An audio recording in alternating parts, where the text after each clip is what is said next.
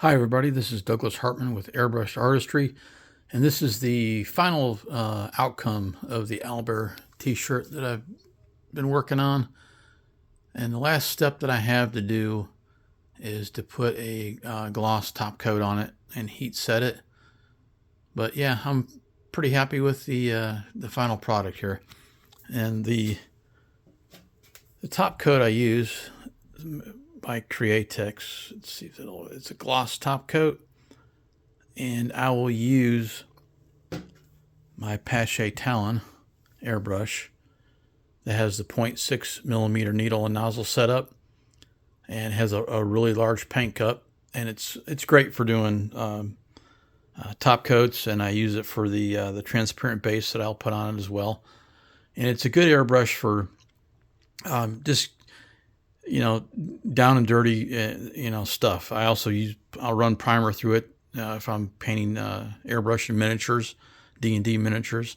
I run primer through it, and it's just got it's a good, inexpensive, all-around workhorse of an airbrush.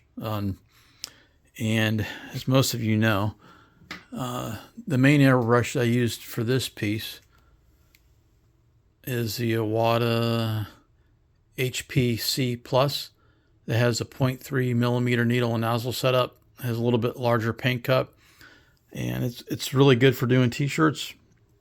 And when I'm blasting in color with that airbrush, I'm usually running about 25 to 30 psi, and really able to get a good color saturation with that airbrush. And then when I started working on the head feathers and some more of the details in the talons and stuff like that, I switched over to my Iwata HPB Plus. It has a 0.2 millimeter needle and nozzle setup, and I also have the Drew Blair soft spring in the air valve mechanism and the Drew Blair short trigger. It just makes it just silky smooth. Not that there's anything wrong with its stock, but it's just my personal preference.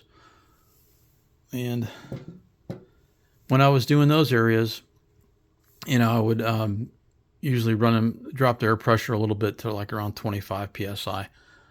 And the difference between in airbrushes that I use when I'm working on a t-shirt like this, where I gotta just blast the color in and really saturate the t-shirt, to a piece like this, which I still haven't finished yet.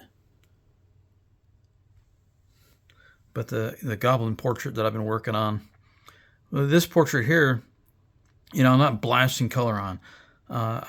It's slowly layering transparent colors over one another to build up the details, to build up the textures. When I want more precision and more control, then I use my Iwata Takumi side feed airbrush. Has a 0.18 millimeter needle and nozzle setup, and it also has a Drew Blair soft spring in the air valve mechanism and the Drew Blair short trigger.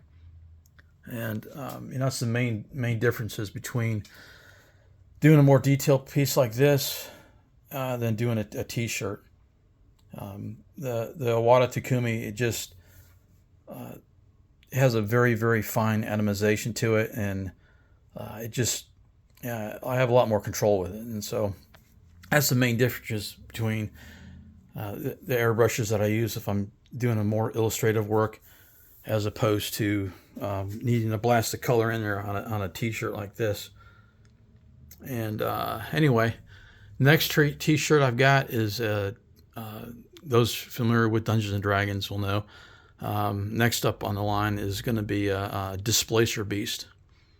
But I hope you guys have enjoyed the videos, and then I'm gonna do another video on some of the supplies and stuff that I use that you can get off Amazon, and this kind of helps me out when I'm working on stuff.